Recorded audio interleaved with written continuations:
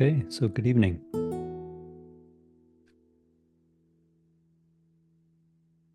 How do you all feel tonight? Doing okay? Warm enough?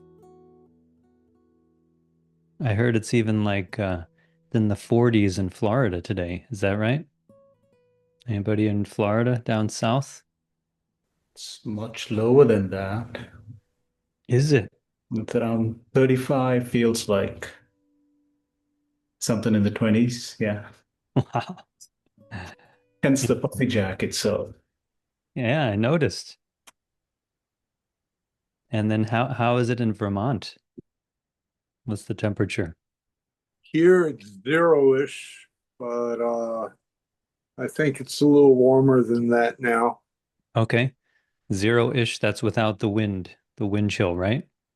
We've been lucky that there's been hardly any wind, Okay. so it's been rather nice just seeing the beautiful white. Yeah, yeah.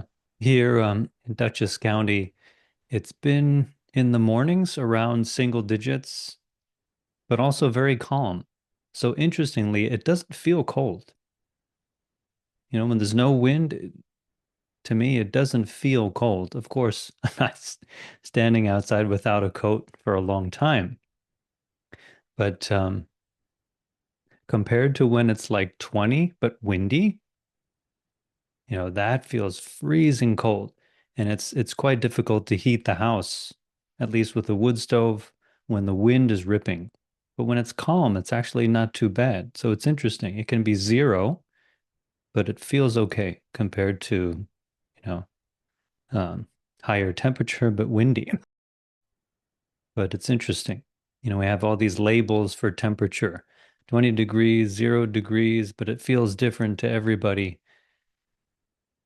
Um, I remember when I had more weight, I had more fat on me. I didn't feel cold too often, compared to when I'm a little skinnier, then I feel cold very easily. It may feel colder when we're hungry, but warmer when we've eaten our fill. We have enough sugar and energy to keep warm. So it's interesting. The topic for tonight's talk is self and no self. Um, no self being one of the core, what's called the Dharma seals in Buddhism. The three Dharma seals, right? What are the three Dharma seals? No self is one of them. Impermanence, right? And nirvana. You may think, wait a second. Sometimes I hear them as suffering, impermanence, and no self. Or to say it more clearly, all sensation is suffering or dissatisfactory. All formations are impermanent and all phenomena are selfless. Sometimes those are the three that you most commonly see. But you may also see nirvana as one of the three seals. Nirvana is uh, ultimate bliss or an ultimate kind of mental quiescence or silence. That's four. So you may see four. Or you may see five, because sometimes emptiness is listed as one of the seals. All phenomena being empty. So it actually depends what tradition you're studying with or what texts you're referring to, because the Buddha gave a lot of different teachings to different audiences, and sometimes he emphasized impermanence, sometimes he emphasized the fact that all of our feelings are ultimately not able to satisfy us. Sometimes he emphasized the teaching of selflessness, and sometimes he emphasized the teaching of emptiness. So the reason we chose this topic tonight of self and no self is because someone brought up a question, which was a question about theory, but it's also a practical question. And let's read the question first. So they wrote, it seems that the sense of self-image can be problematic. We can experience a lot of distress if we attach to our ideas and labels of ourself. For example, I'm a musician, I'm a doctor, I'm such and such an expert in some field, especially if we want to accumulate reputation and prove ourselves, somehow define our self-worth. So we struggle, we want to do that. We struggle to be seen and we worry about how people view us. And if we can't fulfill those functions, if we can't fulfill the identity of who we label ourselves as, we may feel actually useless. So if we're a doctor, but for some reason we can't practice medicine, we may feel useless because we identified as being a doctor. We spent so many years practicing as a doctor, but now we can't do it. Some people who worked for many years and they suddenly retire, they find themselves feeling useless because they're not able to perform that function of the profession they identified with for so many years. So they go on to ask, so does that mean that not self or non-self is a state that we should pursue? And how do we live and act in daily life without a sense of self or identity? Okay. So the idea of self seems like it can lead to problems. But if we don't have this idea of self, how do we live our day-to-day lives and interact with each other? So that'll be how we approach today's discussion. I'll say a few things first this time, and then we can have more free discussion back and forth. The short answer is that actually we don't need to pursue a state of no self because selflessness is already our nature. We don't need to pursue any kind of state or accomplish any sort of spiritual uh, attainment because selflessness is our basic nature. So we just need to become aware of our selfless existence. We need to become aware of our selflessness and we'll be free. That's the short answer. And we don't need any method, ideally. And for some people, they don't need any method. They don't need to try hard to concentrate. They don't need to somehow get rid of something bad within themselves and acquire something good or spiritual. But if they just have one moment of clear awareness of their true state of body and mind in this moment, they'll realize that it is already selfless. And they'll experience a freedom of body and mind. And they'll experience the third Dharma seal or the third quality of everything, which is nirvana. So the three Dharma seals actually go together.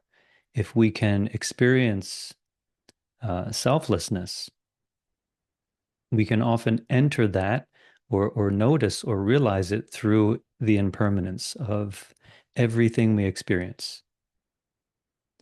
Our physical experience, our feelings, our thoughts, every moment of seeing and hearing and touching and contacting something, it's changing from moment to moment. You know, even when we move and talk and think, we can have this insight.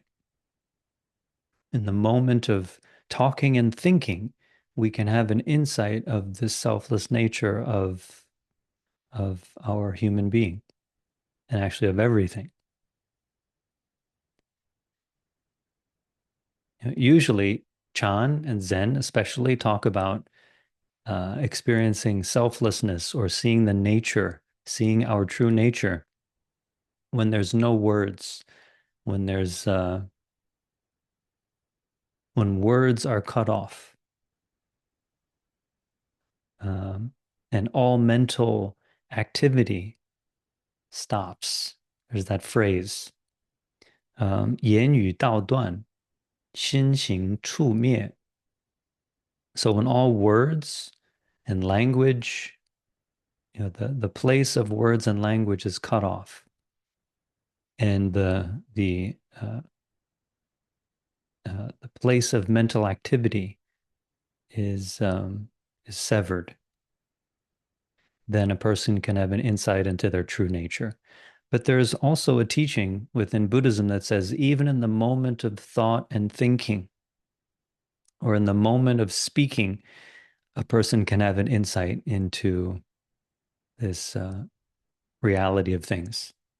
And that comes from, there's a treatise called The Awakening of Faith,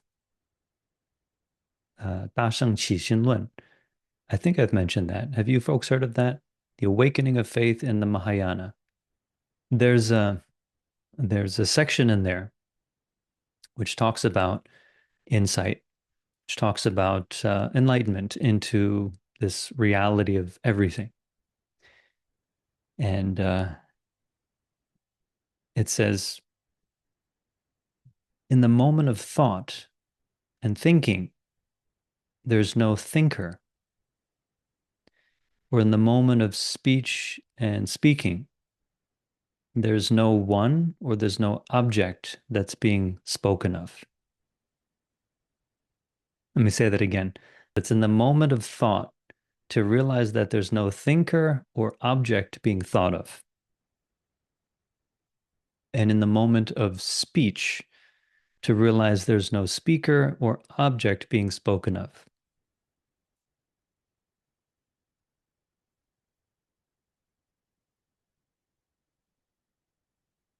So this teaching points out that we don't have to have some state that's void of thought and thinking. Where in meditation, some meditation practices, we strive to just have one thought or even to concentrate to the point where it seems that there's no thoughts at all. There's no distracting thoughts. There's not any thought. There's no method. And in deep states of concentration, it seems that there's no thought or no mental activity whatsoever. Very deep states of absorption. But in many treatises and teachings of Mahayana Buddhism, you don't need to be in some sort of state of absorption to have insight. And actually, just being in a state of absorption doesn't bring about insight into selflessness. Because there still is a sense of self brought about by the subtle activity of the mind, even in deep concentration. And especially in deep concentration, because we're so concentrated, it's so peaceful and so quiet that there's often no awareness of impermanence. If the mind is so subtle and so calm and quiet, it can be hard to even register or notice any impermanence or any change in the state of mind. So that's why it's said that in deep samadhi, it can be difficult to observe anything. right? I mean, if we haven't experienced it, it's hard to imagine, but we could still imagine it. It's like if we um, draw a line with a pen or pencil and even use a ruler, it may look very straight and it almost may look perfectly straight, right? When we look at it just from a distance. But if you zoom in on that line, what do we see? We saw these imperfections and changes in the line. So in deep concentration, um, it may feel that there's no change. It may feel that there is permanence, and it may feel like there's a permanent self. So, actually, in traditional Buddhist meditation, insight doesn't arise in the moment or in the midst of absorption, but either it happens when a person gets out of meditation or comes out and they're aware of the change from a subtle state of mind to a coarse one, or a person just doesn't enter deep concentration and they just observe the change of thought after thought. In the context of sitting, they calmly observe the change of every feeling and thought in the mind. That's vipassana or mindfulness practice, observing the impermanent nature of thought and the selfless nature of all phenomena. You can observe it in meditation. But getting back to the awakening of faith, it says that even in the midst of speaking and even in the midst of thinking, we can see the selfless nature of ourself and the thing that we're thinking about or speaking about. How? And it's just a matter of having awareness of the fact that thoughts are just thoughts. It's not ourself, or it's not actually some object outside. Usually when we think and usually when we speak, we have a sense that I am speaking, I'm the person that's speaking, and I'm speaking about an object outside, right? Just like we speak about the weather. How cold is it? Or we speak about the snowstorm. There's a big snowstorm coming, right? In the moment of speaking and thinking, there's immediate sense of duality. I am over here waiting for the snowstorm to come. It's going to be a big one. And we think of the snowstorm as a kind of a self, right? The snowstorm, as we watch the radar, we can see this big pink and all these colors moving across the radar map. And in a way, we attribute the snowstorm to have a self of its own. We give it a name, we call it snowstorm, and we see it as this object somehow, although we know it's changing and we see all these colors, but somehow we still attribute it to being this thing that's passing through space uh, somehow independently, or it has somehow a core to it. Even though, interestingly, the eye of many storms don't have any core, it's empty. The idea of a storm, the attribution, the name and the label, the language we use, makes it feel that there's objects outside of us and that the whole world is made up of these objects, other people, places, things, right? And that's how we go about living our life. That's how we go about functioning. We think, we speak, we communicate, and we have concepts about things, and that's how we get things done. That's how most of us make a living. Imagine how could we make a living if we didn't use words and language and we didn't have any concepts? No concept of self, no concept of anything. It would be chaos. And we'd all pretty much be like animals, right? Sniffing things here and there, smelling things, tasting things, putting things in our mouth to see if they're edible or not, and spitting them out if they don't taste good. We'd revert to more of a lower level animal that doesn't have any ability to discriminate or use language.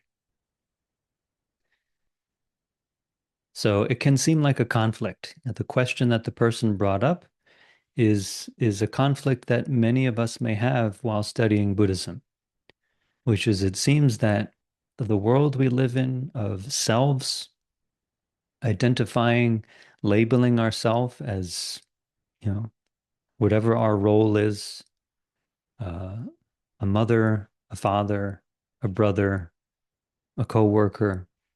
We have all these labels and all these roles, but at the same time, Buddhism talks about selflessness and emptiness and about things being beyond language and beyond conceptualization.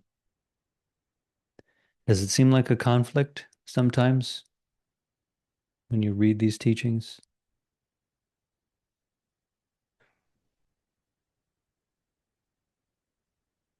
So what is the main point of talking about no self? Why did the Buddha have this teaching to begin with? And it's important to know context. The context is that we're all very much attached to ourself, attached to labels and concepts of ourself. And even if we're less attached to those things, we're still attached to a sense of ourself or an experience of ourself that makes us suffer. The whole point of Buddhism is to relieve suffering. And what the Buddha pointed out was that self is suffering. Attachment to self is the core of suffering. It's the core of all suffering. And if it's not dealt with, if it's not addressed, suffering will just continue. Because self, the idea of ourself or the feeling of ourself is a perception of permanence. And it's a perception of separateness.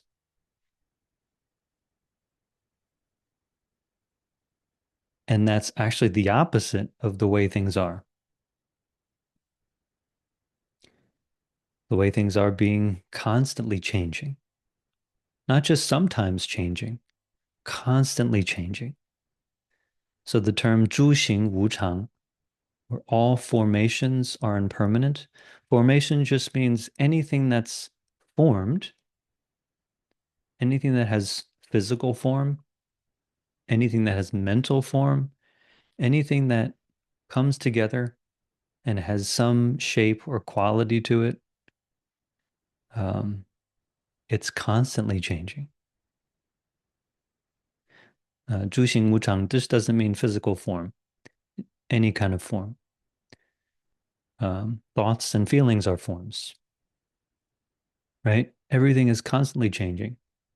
So to perceive something as permanent is a big problem and leads to a lot of suffering when we want things to be permanent. And self meaning separateness, is also completely opposite of the way things are. Because nothing, again, the Chinese phrase is 诸法无我, all phenomena are without self.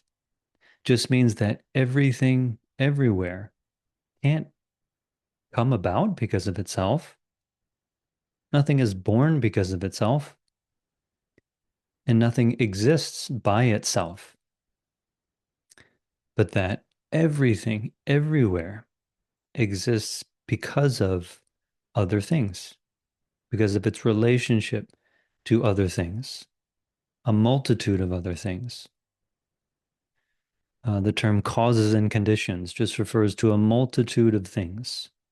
Chinese is 因缘. So our perception of self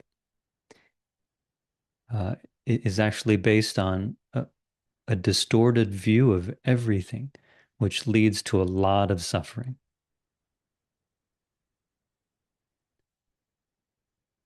And the Buddha just pointed that out.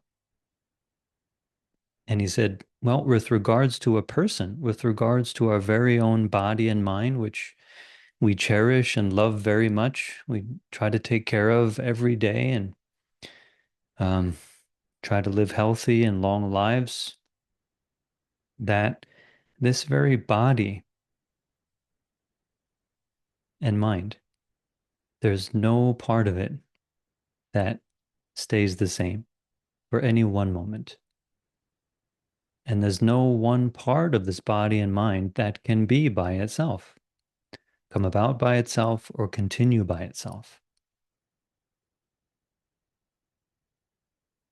And the context of who the Buddha was speaking with, well, he was speaking with people.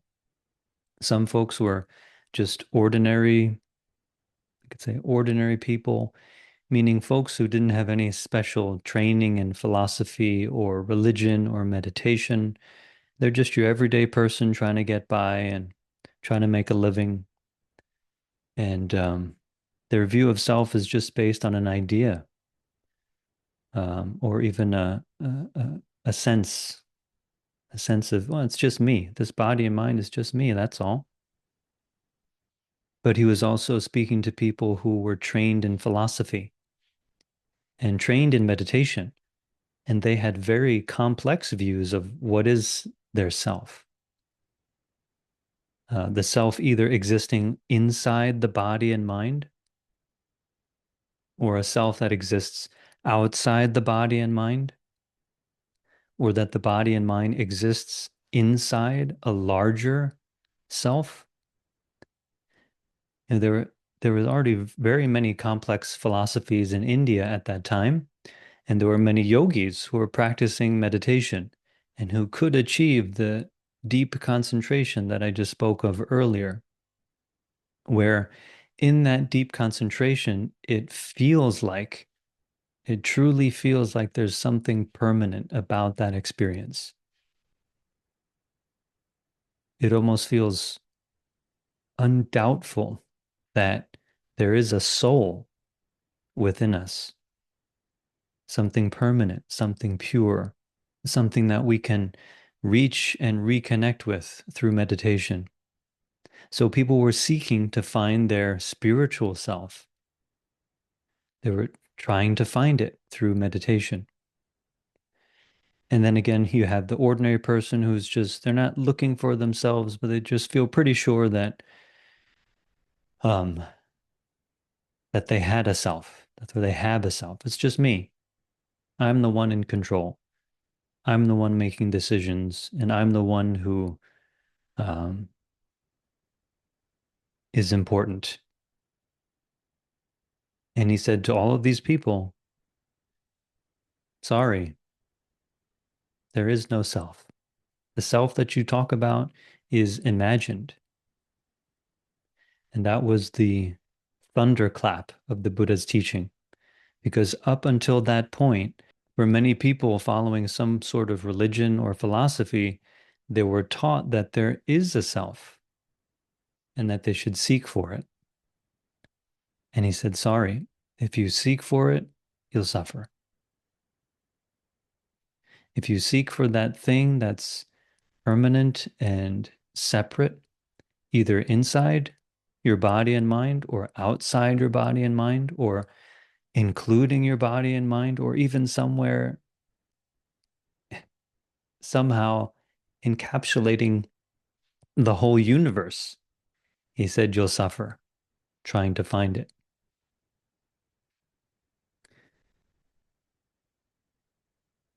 But then what does that leave us with? If there's no permanent self, then what are we?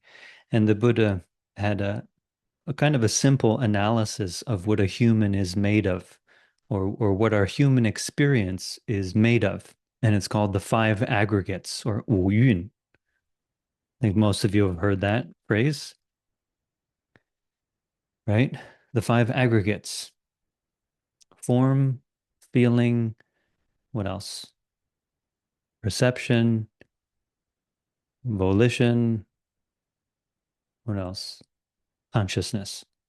And briefly, form just means the material, physical aspect of our body and the environment.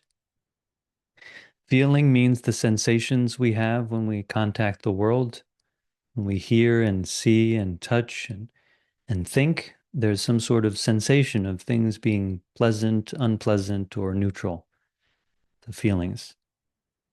Perceptions are our thoughts or concepts of things. Volitions are our intentions and motivations, our thought in action, our thought activity, which leads to behavior. And then consciousness is the ability to be aware of all of this. Consciousness includes all of these activities. And in later Buddhism, consciousness is also expanded and explained in more detail. But generally, consciousness means the ability to be aware, the ability to see, hear, feel, touch, smell, and think, um, and to store the momentum of all of our activities, all of our actions. So the habits that we have, that's also a part of consciousness. Consciousness is the store of all of our experiences and our actions. So the Buddha described the human experience or the human being as just a combination of all of these aggregates. And all of them are changing. And all of them are dependent on conditions, dependent on each other, and dependent on um, experience, right? Our body, we need a body to have feelings. And feelings also affect our body, right? We have a lot of pleasant feelings that can change how our body is. It can help us relax. If we have a lot of unpleasant feelings, depending how we respond, it could make the body tense and even uh, lead to illness. And of course, we know our perceptions. Our perceptions can also create feelings. We use the word emotion in modern language. The Buddhist word feeling shouldn't be equated with emotion, by the way. Feeling is not just equal to emotion because emotion is a bit more complicated. Feelings are part of emotion, but emotion, the way we typically use it, referring to anger, right? Hatred or greediness, uh, feeling irritated, upset, afraid, those complicated experiences, what we call emotion, include pleasant and unpleasant feelings, but they also include a lot of perceptions and mental activities, a lot of volitions. So emotion uh, arises because of all these activities, and it can affect our body and it can affect the quality of our consciousness, how we experience things. If we're full of a lot of perceptions and feelings, especially if they're conflicted perceptions, conflicted ideas, strong feelings, our quality of consciousness will be different compared to when our perceptions are calmer and when our feelings are also calmer, less agitated. But amidst all of this process, where is there a permanent me? The Buddha was pointing out that try to find it. Try to find the permanent part of yourself in all of these experiences. If you try really hard to find it, um, which is a good thing, which is actually the point of Buddhist practice, it's actually to challenge the attachment to self. Um, you can't find it because we're just a bunch of these processes, forms and processes. So the teaching of the five aggregates was just one skillful means to help analyze or to verbalize our human experience, to point out that we have these experiences. We have bodies, we have feelings, we have perceptions, we have all kinds of intentions, and we're aware of all of these experiences. There's no problem. There's no conflict there. There's only a problem when we attach to these things as ourself or as permanent, right? We wish our bodies to always be young and healthy. We'll suffer because we're all getting older and older. If we attach to our feelings and hope that we can somehow maintain a constant good feeling, we'll suffer a lot too, because all of our feelings change. Can't keep any good feelings around forever. And trying to maintain our thoughts as the same, trying to somehow keep the same thought in mind or to keep the same state of mind. I mean, our thoughts change so quickly. To try to seek and find that will lead to suffering.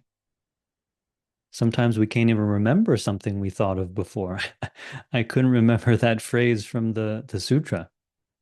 If I get really upset about that I can't remember that something, then I'll suffer. Because memory is impermanent. I haven't read that text in a while, right? The memory fades. So I think we can start to see that if we identify with our human experience in any aspect of it as self and try to keep it and expect it to be permanent, controllable, uh, and we suffer. We suffer a lot. And then for the people who practice meditation deeply, people who were training themselves in deep absorption, they were less attached to their coarse feelings. You know, they gave up the life of chasing after pleasant feelings. Um, so they may have not have been attached to those typical feelings, pleasant and unpleasant. They may be less attached to their thoughts and ideas, because for someone to meditate very well, they can't have too many viewpoints. Someone who has a very strong ideology about life, about politics, about anything actually, politics, sciences, the arts, name anything. If we have a very strong view about how things should be or how things are, it's very difficult to meditate. People who are opinionated, who like to argue, who like to debate, who like to convince others of their view, they have a very difficult time meditating because of the attachment to ideology. So meditators, professional meditators who could get into absorption, they let go of those ideas. That wasn't their problem. For the philosophers, they may have had a lot more problems meditating because they're always philosophizing about the nature of reality. Meditators let go of all that stuff. But did meditators have no attachments? Meditators were attached to meditation states, states of concentration, and the state of feeling that the mind is somehow permanent, or that they've found the self. They've found the truly eternal, pure state of self, and they would want to stay there. So the Buddha pointed out that even those blissful, sublime yogic states that came about through diligent practice, not only practice of meditation, but meditators have to practice precepts as well. Meditators need to have a disciplined life in order to have meditative absorption, right? Day-to-day life, just imagine a professional yogi, if they just kind of ate tasty things whenever they wanted to eat, or um, went to go see shows all the time and listen to music, or, you know, have a lot of sex, probably wouldn't have successful meditation. They'd have very disciplined lives and very simple lifestyles in order to have concentration. Um, so after all that work, the Buddha says, what you found is not real. It's not a self, and you can't abide in it. Try to abide in it. See how long you can abide in concentration. You know, how long can we sit there? Uh, Maybe some people could sit for hours. There are stories of people who could sit for days, but sooner or later you have to get up. So even the deep concentration, which is very peaceful and blissful, is ultimately not satisfying and is a kind of distressed state of mind. So the Buddha used this word no self to point out the problem that everyone was seeking for, or the problem that everyone was trying to hold on to. Ordinary folks holding on to the idea of themselves, trying to hold on to things as permanent, things belonging to themselves as permanent. And then the meditators who were attaching to the sense of themselves or the state of what felt like a permanent self. So this teaching of no self is to remind us to let go of that pursuit and to let go of these ideas which make things seem permanent and separate. The names, the labels that we use, we have to let go of them in order to experience nirvana or the freedom from this uh, conceptual or emotional trap. The word nirvana carries the meaning of extinction, the extinction of a distressed mind, or the extinction of this constant agitation that comes about from self-seeking or self-attachment. Constant thinking, either constant thinking or a constant movement of the mind. Right? I think we can probably relate to the first one, constant thinking. We find ourselves thinking almost all the time, except when we're really sleepy, we're drowsy.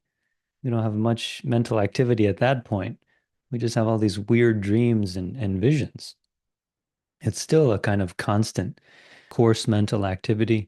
When we're very alert and energized and awake, we don't find ourselves at peace because of this constant thinking about things we like, that we want, or things we dislike, we don't want. And as the person who asked the question said, struggling to be recognized, struggling to prove ourselves. For some people, that's their project. They want to prove themselves to the world, or even prove themselves to themselves, that they're worthy. That's exhausting. That's a burden, the burden of attachment to thinking. And then meditation. The yogis have the burden of attachment to meditative states, which is not coarse thinking, but it's still a movement of thought or a movement, constant, distressing mental activity.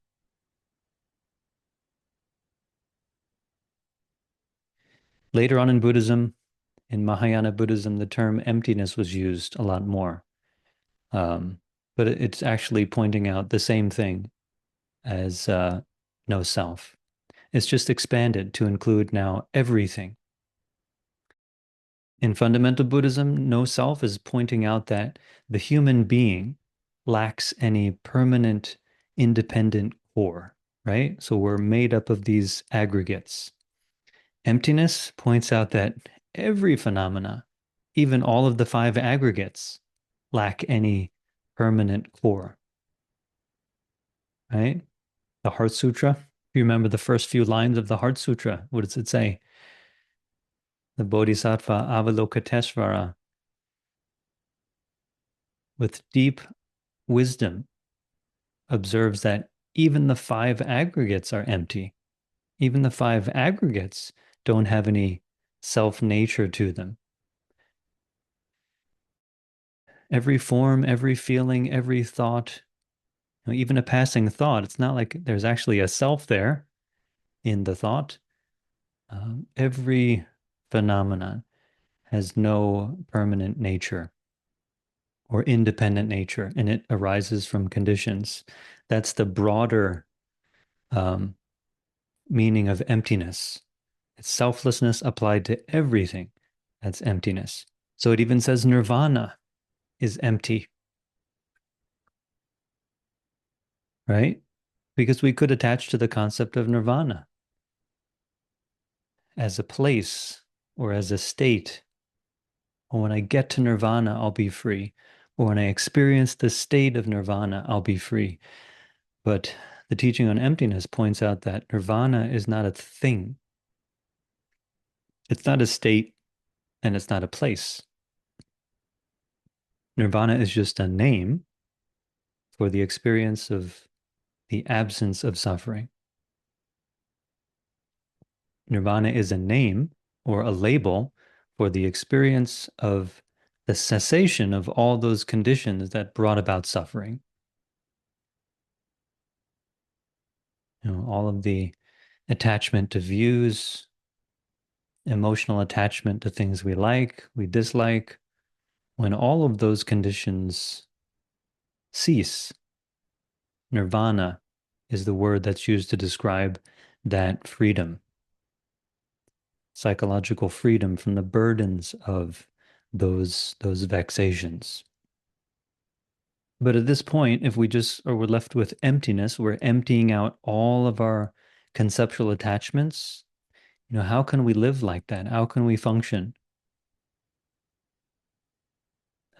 Mahayana Buddhism also has a resolution to that problem, or an explanation of how there's really no conflict with emptiness or no self and self. There's no conflict between no self and a conventional self, meaning the name, the label. It's no problem. And there's three words that describe the absence of conflict, or that describe the integration of emptiness or selflessness and self. It's called Kong Jia Zhong in Chinese. Emptiness,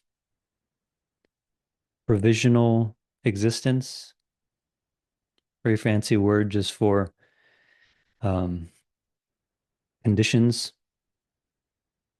And Zhong refers to the middle way. So the middle way of Buddhism, the true middle way of Buddhism, is that everything is empty of self, but it doesn't mean nothing exists. Everything exists conditionally, and we can use names, we can use labels and concepts. So our self-image actually can be useful. So Kong or emptiness, we know that nothing has a self nature. We can let go of all of our concepts, but we can still use these concepts. We can use our names, we can use our titles. Hi, my name's David. I'm a Buddhist teacher, former monk. That's the little label I put at the beginning of all these videos. I think I put former monk first. Maybe I put it second. Buddhist instructor, former monk. I forget. But I use those labels because it likely helps people to want to watch the video or trust in some way that I have credentials.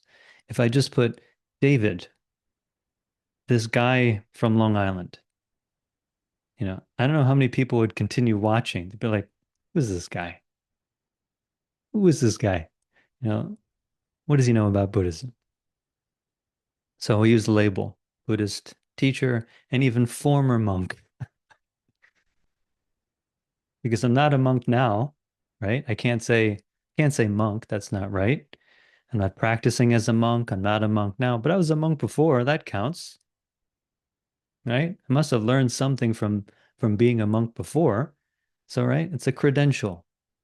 And I'm sure we all have credentials on our professional pages, our LinkedIn pages, social media pages, our job interview, our resumes. And there's no conflict between emptiness and all of these credentials. As long as we know they're just credentials. They're just an image or a story of ourselves. If we use them wisely, it's really useful.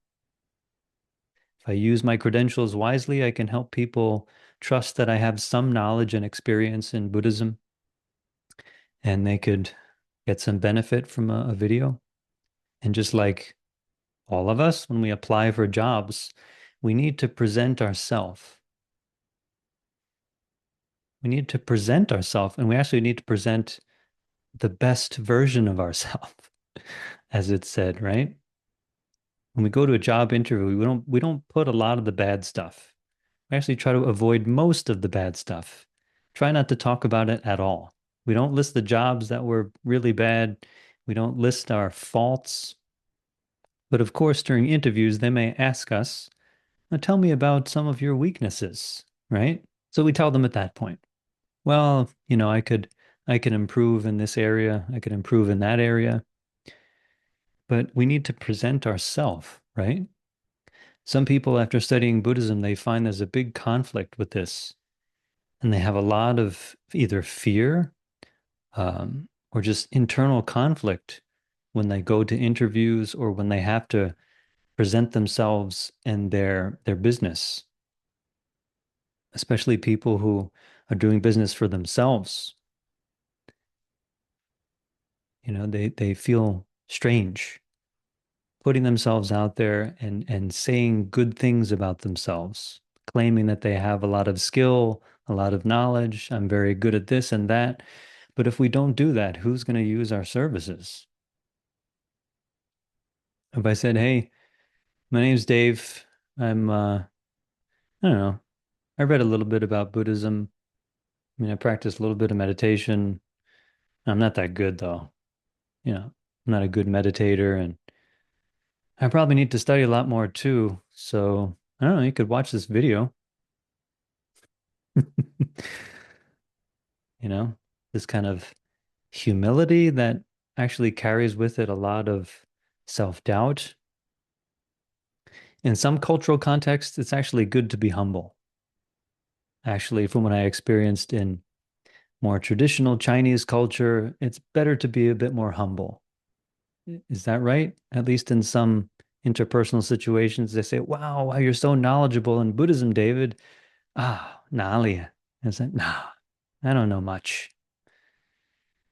Um, in more of a context here in America or in the West, it looks like weakness. So people will just say, thanks.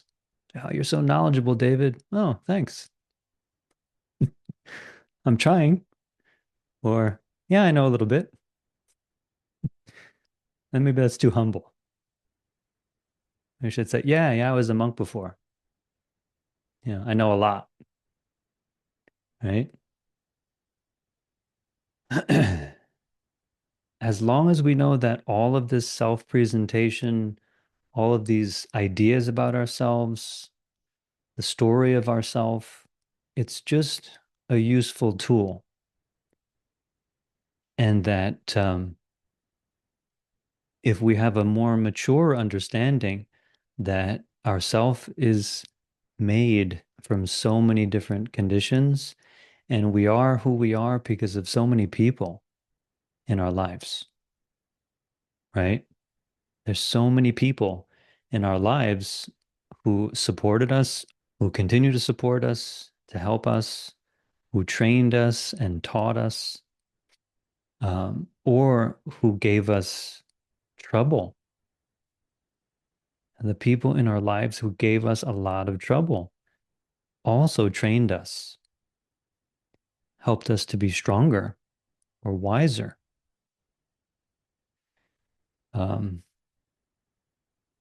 If we know deeply that, yes, we don't have this permanent self who's responsible for all of our successes or failures. We know that we are who we are because of others. We won't get caught in our story, and we won't become arrogant if we have a lot of successes and a long list of credentials, and we won't feel self-despising or lacking self-worth if we have a short list of credentials, or if we don't yet have our self-story put together. And this is the middle way. Actually goes back to what I said in the very beginning.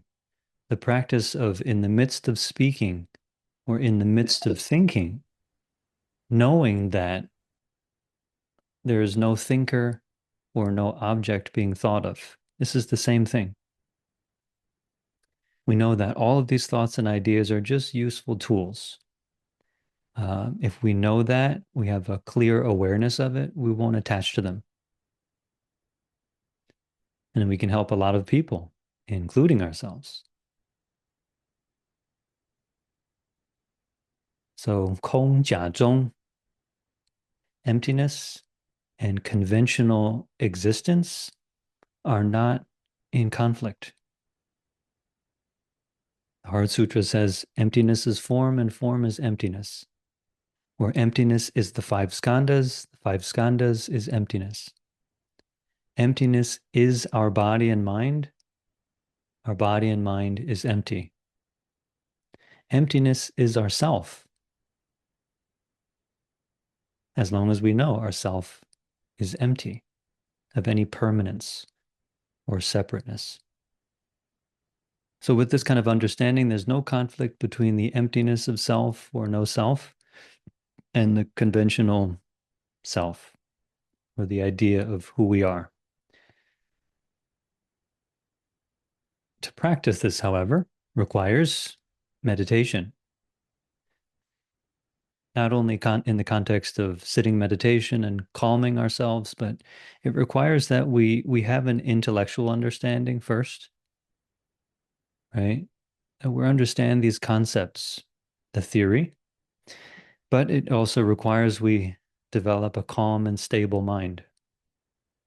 Only with a calm and stable mind can we then observe, actually, and have a direct experience of this theory.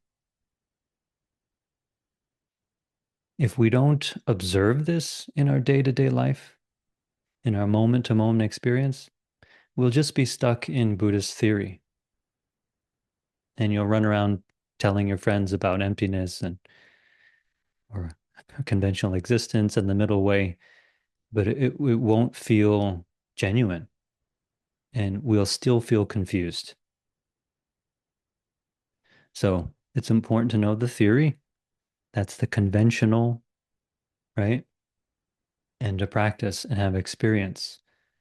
That's the real, and the real insight into selflessness. It's an experience. And we can experience it only when we're calm and clear. Do we have to have no thoughts? No. Actually, when we have thoughts and feelings, very clear thoughts and feelings, it can be easier to experience that every moment of thought and feeling and experience is changing constantly. And it depends on all kinds of stimulus and conditions. So Chan, Zen, the method of silent illumination, is being aware of body, feelings, thoughts, all of experience directly in the moment as empty, but without using any words, without using any concepts.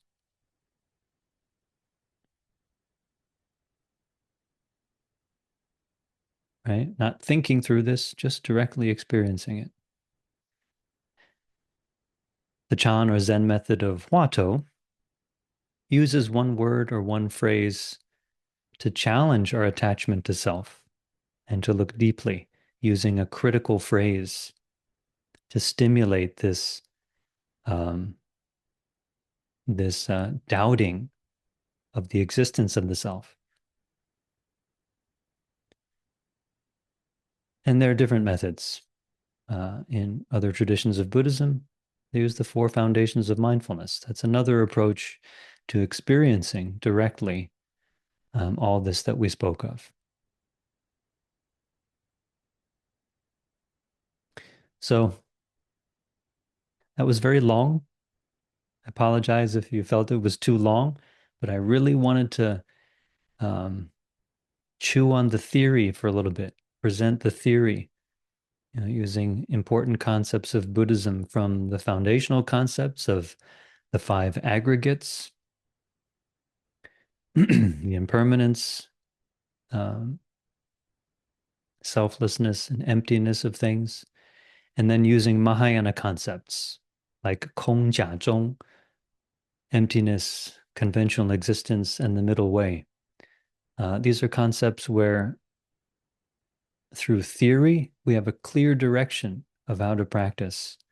And in application in daily life, we know clearly what we're doing, what we're looking for. We're not looking for a permanent self. We're practicing just observing our experience as it is, and we'll see clearly selflessness.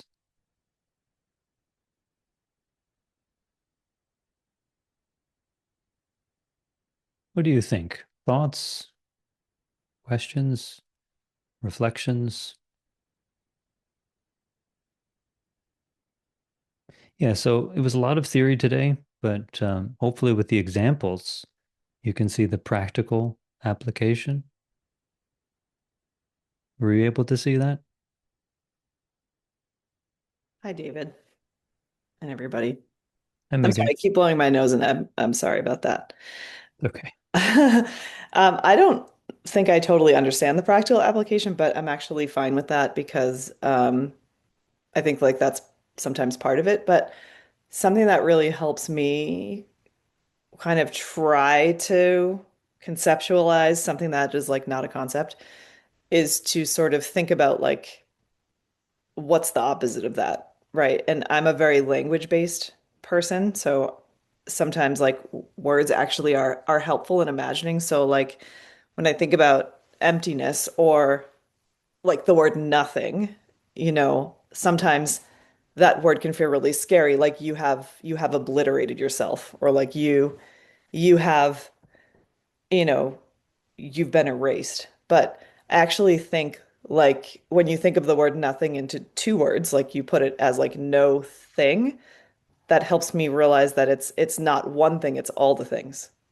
So sometimes thinking of it in terms of that can be helpful, but also I like to think in terms of science too. Like I appreciate sort of thinking about the science of how we're put together physically is that yes, like we are solid, but we're actually not. Like if you go down to our smallest parts, we have infinite space between every atom that like makes us up. And for now, the configuration of our atoms happens to be like who I am today in this moment, but I will die and they will transform into something else, right? So it's kind of like for now it's this, but it won't always be this. It can become part of something else.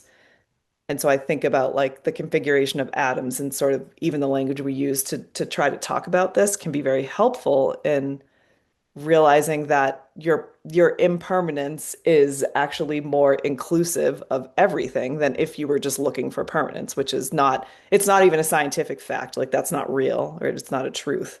So um, that's like the best I can do with practical application. Even that is like kind of out there, but for me, that's just one way that keeps me really hopeful too and aligned with reality, which also feels hopeful. Like you're not in this land of dreams trying to just make something, make a story that's not that's not a reality. It's like the impermanence and emptiness is more aligned with like science in a lot of ways. And as sometimes a really logical thinker, that can be helpful for me. Hmm. Hmm. Yeah. Yeah. So it can be useful to think through these things, as a kind of a practice, a contemplation, a thinking. It can help us loosen our attachment to the idea of something being permanent about us. The example gave of science.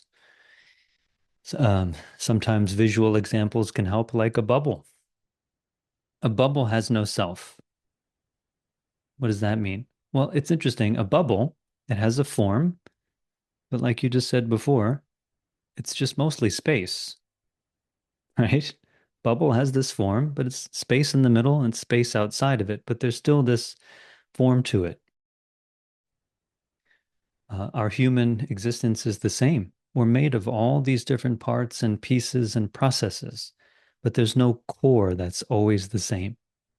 You could say there's space at the core.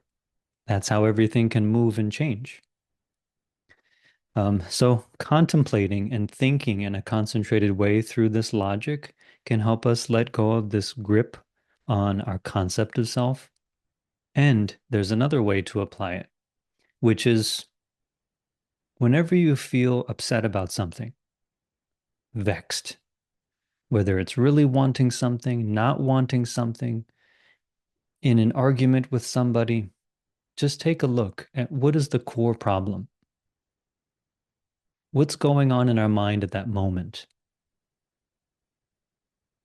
I really want this thing. I don't really want this thing. How could you say that to me? Do you know who I am? How could they say that? Or, oh, I'm just a terrible person. All of the vexations we have in that moment, the most powerful thought is that it's all about me, what I want or what I don't want. And just look at it in the moment of that um, experience. Look at those thoughts. Look at those ideas. It's all about me at the center, right? So, in the moment of vexation, we use our method to calm down a little bit. We follow our breath, we relax our body. You can recite the Buddha name, whatever your method is, it's fine to calm down a little bit. And then you'll be able to see that the core of that problem, of the trouble and distress we experience, is because of this constant self grasping and the objects that I want to get. Because once I get it, I'll be permanently happy. We assume that. In the moment of vexation, just take a look and we'll see the self loud and clear, right?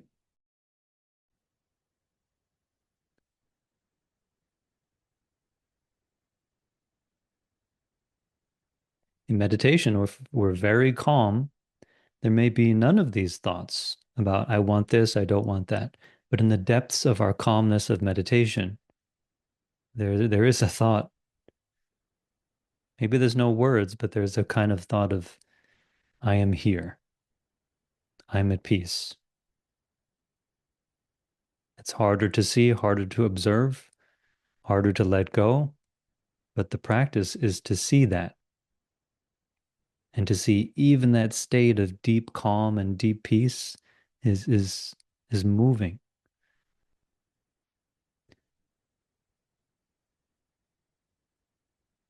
So the gateway to no self is actually just becoming aware of our self-attachment. And that's the most practical way to approach it. We need to see what self is and what self-attachment is in order to know how to let go of it,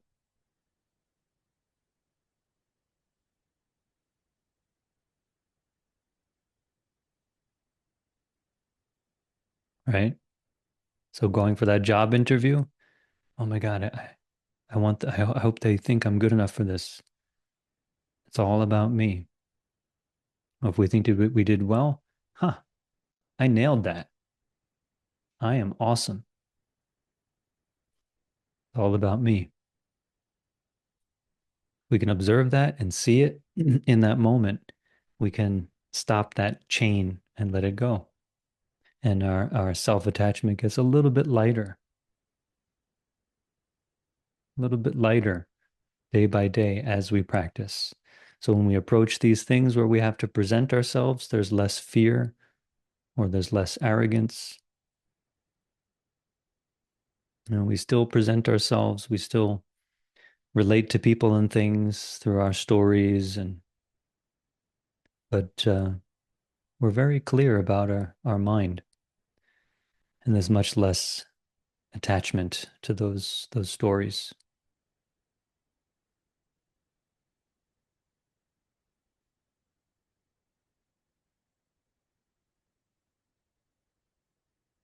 That was that was really good. Thank you so much.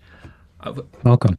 I was wondering, how about if we interact with someone who has very strong self, and the someone is our parents or our kids? Yeah. What about it? Could you say more about what's the challenge here? I don't know. Sometimes I just feel it's not equal. How do you mean? Like, I'm just making an example. Let's say my mom has a very strong self, and she wants things to go her way. And I don't know. And now this idea of 孝顺it's so strong in my culture too. Mm-hmm. I don't know what's this word in English. Yeah, what's a good translation? Is it like being filial? It's not just obedient, right? But it's I think it's filial piety. That's like the official sort of very scholarly translation, right? Filial piety.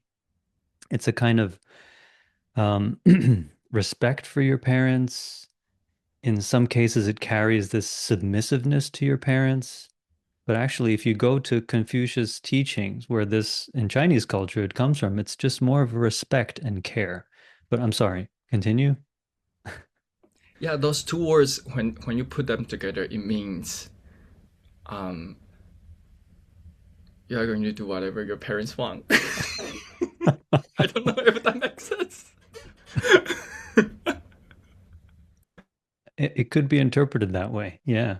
Yeah. So if people in our lives are very self-centered and strong and pushy and expect that we go along with them and listen to them, how do we deal with it? Well, briefly, if we know that everyone, including ourselves, has some form of self-attachment, and we know that it's the source of suffering, we can be compassionate towards them and just know that, yeah, mom really, really wants me to do this. And if I don't do it, she's going to be upset. I don't want to hurt her, but I don't have to listen to her. She may suffer because if she wants me to be a doctor, but I end up wanting to be in a rock and roll band, um, she'll be upset, she'll be worried, but I want to follow my dream. There's nothing wrong with that. But to know that, you know, mom has her views and her experience, and she cares about me. That's why she wants me to be a doctor. And I can accept that. And I appreciate that, but I don't have to agree with it, and I don't have to go along with it. This is Dharma, understanding that we all have our own conditions and our own attachments, and that everyone has to deal with them. So I love you, Mom. I respect you, but I'm going to go on tour with the guys, and I'll call you whenever I can. Don't worry about me. It's being respectful, it's being caring, you know. I'll send you money when I get paid. It's being supportive, but it's still following our own conditions. So I encourage you to look up 孝顺, the definition from the original teaching from Confucius. It's really interesting. It doesn't mean just listen to your parents, which is it's what it's been twisted into. It has a different meaning. Maybe you could bring it back and share with us your insight next time. Thanks everyone for coming and joining tonight, for your patience and listening, your wisdom and sharing, and be well. Take care.